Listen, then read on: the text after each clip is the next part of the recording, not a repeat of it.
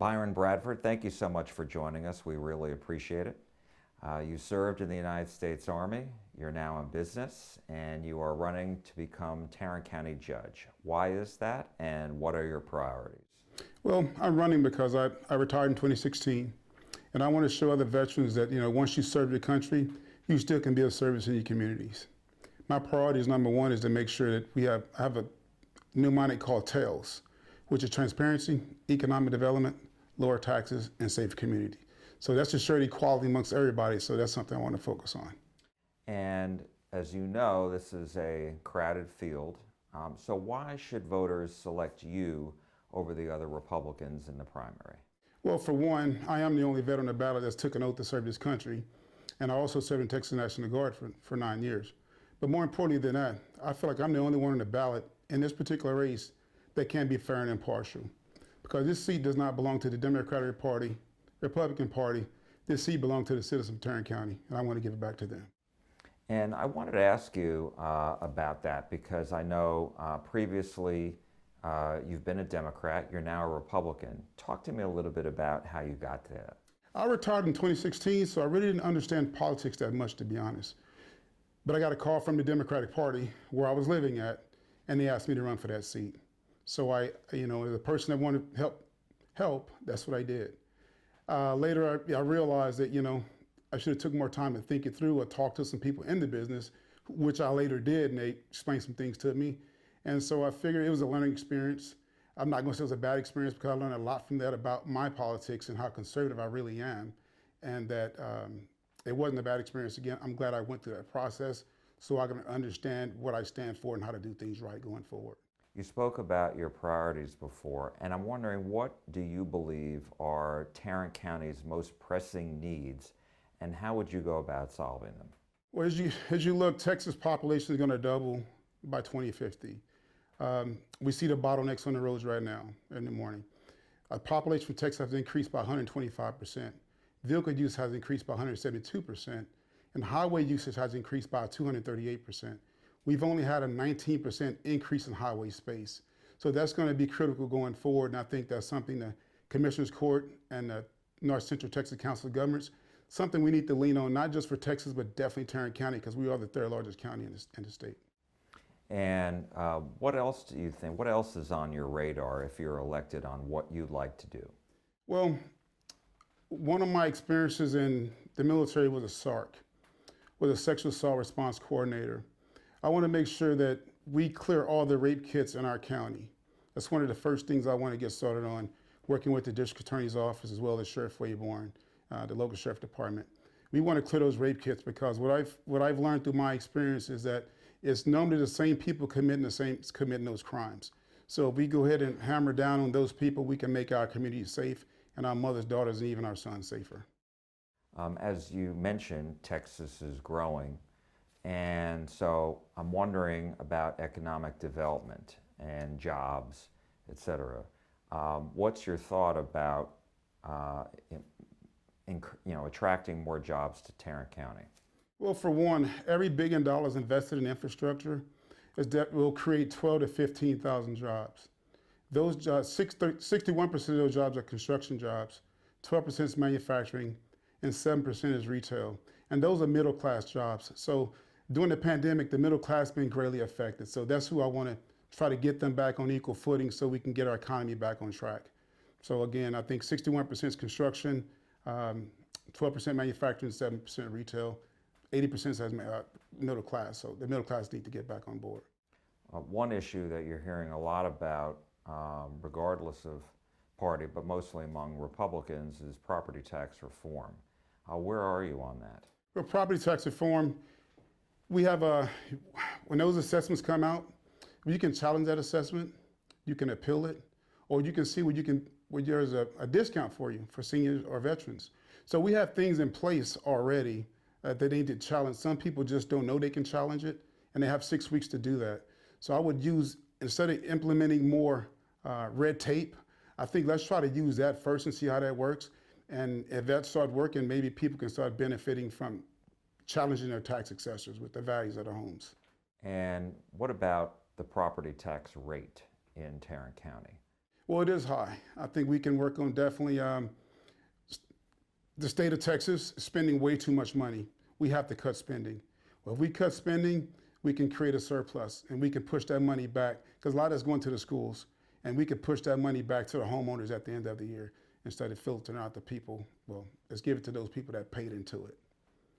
And I wanted to ask you about COVID. Omicron cases are dropping dramatically, and I'm wondering, have you learned anything about the response to COVID that you would change on the county level going forward? Well, it's really difficult. You know, as a leader, leading's hard. It's very difficult. And I don't like the armchair quarterback. I think what our current county commissioner did at that point in time with the information he had, I mean, he did what he thought was right. And I can't say he was wrong because he had the information. I didn't have it. I'm not sitting in that seat. However, if I'm sitting in that seat and we have those same scenarios, I don't think I would be willing to shut down our economy, the engine of our economy, a community, because again, 90% of the business in America is sole proprietorships, 10% are corporations. However, corporations make 90% of the revenue. So we have to keep that in mind when we consider even shutting down a mom and pop store or just those sole proprietors because that's their bread and butter. So I don't want to affect them in that kind of way. One issue that we've seen come up from time to time is local control. You know, what the state says and what counties and mayors, et cetera, have to say. Where do you fall on that? Well, before, again, with the Commissioner's Court, we have a unique position here in Tarrant County. We have 2 Democrats and 2 Republicans. So that county judge vote is a swing vote. So we can't do anything without some kind of consent from 2 other people. So we have to do things in a consensus, and we have to use teamwork to get it done. So I can't answer that for you right now, but whatever decision we come to, it'll be a team effort. We solve together. And let me ask you, because that was going to be another question of mine, but I do want to get back to my question with regards to the local control. This tug of war between the state, what state lawmakers say, you know, local communities can and cannot do. What's your thought about that? And regarding what situation? Well, exactly? I mean, you know, mask mandates. You know, I don't believe kinds in of mandates. I don't believe in the mask mandates. I think we live in a country. I fought for this country for 29 years. I mean, I don't think we should be mandated to wear a mask. I just don't agree with it. If someone has a pre-existing condition, they can take it upon themselves to make sure they're prepared and they're safe. I'm okay with that. If establishment don't want you to come in their business, you need a mask, that's their right, that's their business. You can also take your funds elsewhere.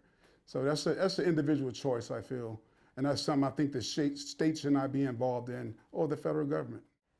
And the other part of the local control is if Tarrant County passes, you know, a measure and the state says we want a uniform around the state, as opposed to what Tarrant County passes instead.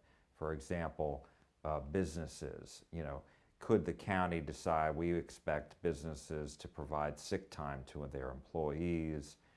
I know there have been lawsuits back and forth from some communities, cities like San Antonio and Austin have decided that they are going to require businesses in their city to provide sick time, for example. The state opposes that. Where do you fall on that kind of issue? Well, I think what is happening is if people are getting funds from the federal government, they can tell you what to do. So if they get Medicare, Medicaid, any assistance like that, guess what? The federal government can tell you what to do. So I think now people are waking up to realize how much control the government actually has over your establishment or your business. Now, if you're a private entity, you don't have to listen to any of that. Unfortunately, like Rice University, they're a private institution. However, they have a Medicare, Medicaid program there. Therefore, they have to enforce the mask mandates. So I don't agree with the mask mandates again.